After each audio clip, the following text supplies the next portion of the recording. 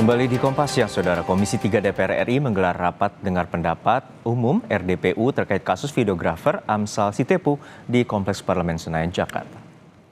Ketua Komisi 3 DPR Habibur Rahman menyebut rapat dengar pendapat umum digelar menyusul banyaknya desakan masyarakat. Desakan muncul karena kasus yang menjerat Amsal dinilai sebagian pihak mengandung unsur ketidakadilan. Habibur Rahman menegaskan penegakan hukum seharusnya tidak hanya berdasarkan prosedur formal, melainkan juga mengedepankan keadilan yang substantif. Ia mengingatkan semangat KUHP dan KUHAP harus menjadi landasan dalam menangani setiap perkara, agar keputusan dihasilkan benar-benar mencerminkan rasa keadilan bagi masyarakat. Informasi terkini terkait rapat dengar pendapat umum kasus Amsal Sitepu yang didakwa korupsi dan merugikan negara, kita telah terhubung dengan jurnalis Kompas TV Nanda Aprilia dan juru kamera Yogi Syahrevi di gedung DPR MPR Jakarta. Nanda, untuk saat ini bagaimana dengan jalannya RDPU dan siapa saja yang dihadirkan oleh Komisi 3 DPR RI?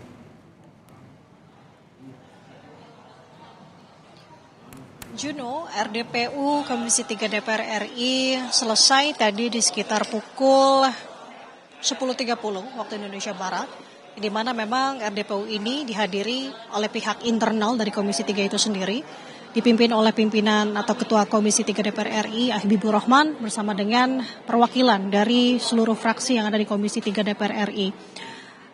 Tadi perjalanan RDPU dalam rapatnya cukup panjang, Juno, dan juga saudara, kalau bisa saya sampaikan, karena dari masing-masing fraksi ini menyampaikan sikapnya. Nah, RDPU lebih dulu ini menghasilkan 5 hasil kesimpulan atas kasus yang menjerat Amsal Sitepu. Secara garis besar, Juno dan juga saudara, 5 poin tadi saya simpulkan menjadi 3 poin, di mana Komisi 3 DPR RI mengingatkan kepada para penegak hukum untuk menegakkan keadilan substantif, bukan hanya sekedar formalistik.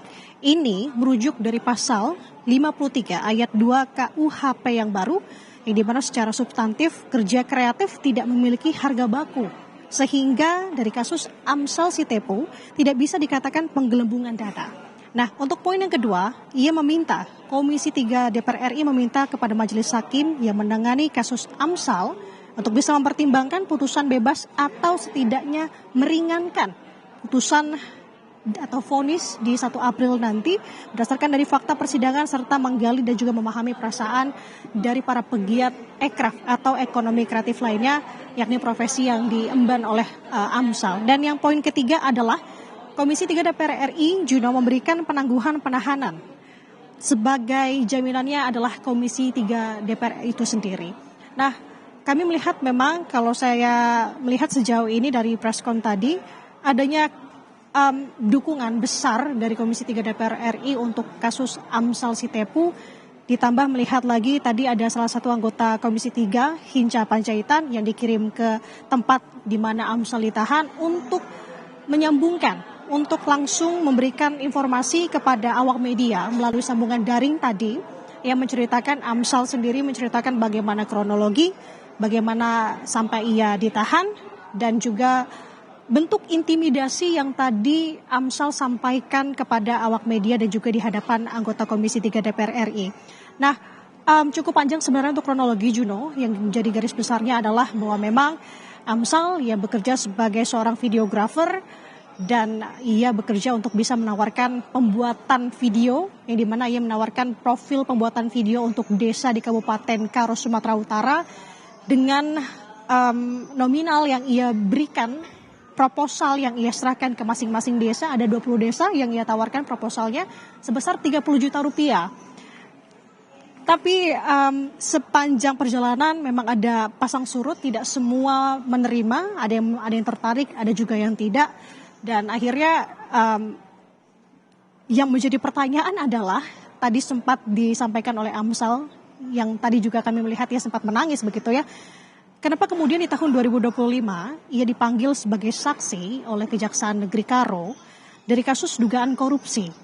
Nah, ia diminta keterangan sebagai saksi hanya sekali, tadi yang ia kutip. Kemudian tidak lama dari pemeriksaan itu ia langsung ditetapkan sebagai tersangka.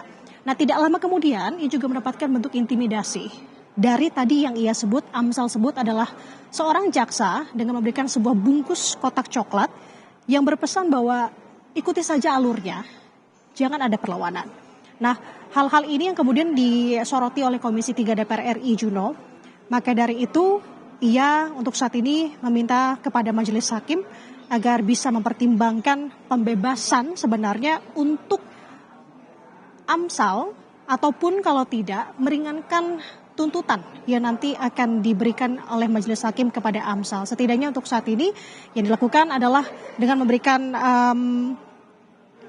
pertimbangan tadi, yakni penangguhan penahanan, karena tadi mengingat juga ada anggota Komisi 3 DPR RI yang sudah berada di Sumatera Utara bersama dengan Amsal.